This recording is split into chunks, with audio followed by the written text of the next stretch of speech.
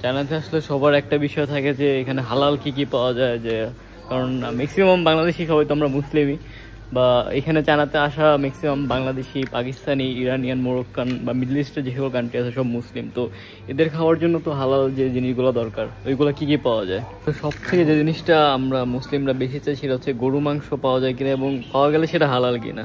তো আপনাদের একটা জিনিস দেখাবো, এটা একটা গরু মাংস শপ।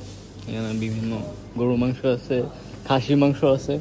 এইটা গরু মাংস, এবং এইটা হচ্ছে হালাল। হালাল কি হবে যে এখানে দেখেন লেখা আছে সিনসি, যেটা মুসলিমদের আর কি ইন্ডিকেট করে লেখা হয় আর কি, যে এটা হালাল এই শপটা।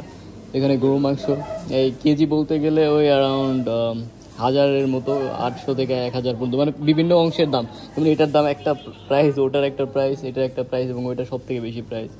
এখানে খাসি মাংস আছে, খাসি মাংস এর থেকে বেশি দাম, লাগে 1400-1500 করে কেজি। শুধু এটাও না, এখানে গরু মাংস রান্নার জন্য যতগুলো মশলা দরকার, চাইনিজ মশলা, এগুলো অবভিয়াসলি বাংলাদেশি না, চাইনিজ মশলা আছে।